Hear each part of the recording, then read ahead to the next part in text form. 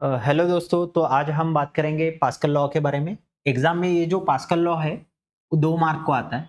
ठीक है, काफ़ी इंपॉर्टेंट क्वेश्चन है। खाली आपको इसका स्टेटमेंट लिखना होता है एग्जाम में।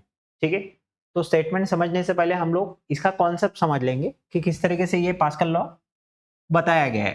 ठीक है, तो मान के चलो ये आपका पिस्टन है। ठीक है, आपने पिस्टन सिलेंडर यानी कभी तो आप डॉक्टर के पास गए होंगे तो आपने सिरिंज देखी होगी जिसको हम लोग सुई भी बोलते हैं। कुछ इस तरीके की सिरिंज है और इस सिरिंज को हमने एक क्या किया है, पाइप लगाया है। सपोज टू बी कुछ ऐसा पाइप है। ठीक है, और इस सिरिंज के अंदर हम लोग पिस्टन भी लगा देंगे कुछ इस तरीके का, उसके अंदर पिस्टन है सपोज टू बी।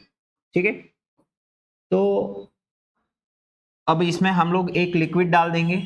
मान के चलो कोई भी लिक्विड है, जैसे आपने वाटर या कोई अदर टाइप का भी लिक्विड जो है वो आप इसके अंदर फिल कर सकते हो। तो ये जो लिक्विड है पूरा यहाँ पाइप तक हर जगह ये जो है वो लिक्विड है।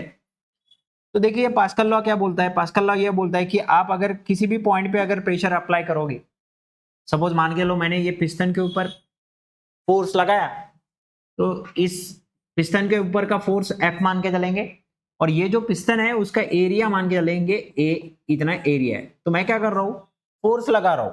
ठीक है, पर यूनिट एरिया पे फोर्स पर यूनिट एरिया को ही हम लोग क्या बोलते हैं, प्रेशर बोलते हैं। क्योंकि प्रेशर का जो फार्मूला है, प्रेशर का फार्मूला क्या है, that is force upon area. सही है, तो हमने क्या किया, यहाँ पे फोर्स अप्लाई किया। तो फोर्स अप्लाई करने की वजह से क्या हुआ, फोर्स पर यूनिट एरिया से ही क्या अप्लाई हुआ, प्रेशर। तो पास्कल लॉ क्या बोलता है कि जितना प्रेशर आप यहाँ पे लगाओगे, मतलब पिस्टन के ऊपर लगेगा, उतना ही प्रेशर हर जगह ट्रांसमिट होगा इक्वली और अनडिमिनिश तरीके से। ठीक है, तो मान लो सेम प्रेशर यहाँ लगेगा, सेम प्रेशर यहाँ लगेगा, सेम प्रेशर यहाँ लगेगा, हर जगह जो प्रेशर होने वाला है वो कैसा होने वाला है, सेम होने वाला है। यही बताया अपने पास्कल ने अपने लॉ के अंदर। तो 10 newton per metre square suppose to be यहाँ आपने प्रेशर लगाया, तो सेम प्रेशर हर जगह होगा, फ्लूइड के हर पॉइंट के ऊपर भी और वॉल ऑफ द कंटेनर के ऊपर भी। और यही चीज उसने अपने स्टेटमेंट के अंदर बताई है। तो चलिए देखते हैं स्टेटमेंट क्या बोलता है। तो पास्कल लॉ स्टेट दैट, क्या बोला है कि pressure applied at any point, आप प्रेशर कहीं पे भी लगा लीजिए। मान के लो मैंने यहाँ प्रेशर फोर्स लगाया, तो प्रेशर कुछ यहाँ जनरेट हुआ पिस्टन के ऊपर, तो सेम प्रेशर जो रहेगा वो हर जगह रहेगा। देखो आगे क्या बोल रहा है, of an enclose fluid, fluid कैसा है, इनक्लोज है, एट अ रेस्ट, जो कि रेस्ट में रहेगा फ्लूइड, तो वो क्या करेगा, ट्रांसमिट करेगा equally and undiminish to the every point of an fluid. ठीक है, हर पॉइंट के ऊपर अप्लाई करेगा। ठीक है, जितना प्रेशर यहाँ होगा उतना ही प्रेशर हर जगह होगा, सेम पॉइंट पे हर जगह सेम प्रेशर रहेगा। जैसे मान के लो यहाँ 10 न्यूटन पर मीटर स्क्वायर है, तो यहाँ पे भी वही रहेगा।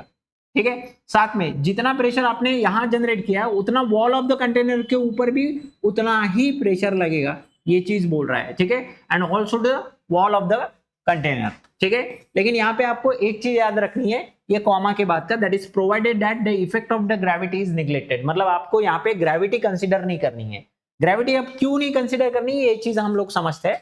मान के लो यहाँ पे अगर मैंने ग्रेविटी निकालने का अगर देखा, तो क्योंकि हाइट का डिफरेंस है, मतलब मान के लो ये एक पॉइंट है, ये दूसरा पॉइंट है, तो आपने अगर पॉइंट के बीच में अगर हाइट का डिफरेंस है, तो उसके चलते प्रेशर की भी जो वैल्यू है वो चेंज हो सकती है। तो हम हाइट का डिफरेंस के चलते प्रेशर की वैल्यू चेंज नहीं हो रही, ये मान के चलते हैं। इसलिए हमको यहाँ पे जो ग्रेविटी का जो इफेक्ट है उसको क्या कर देना है, निग्लेक्ट कर देना है।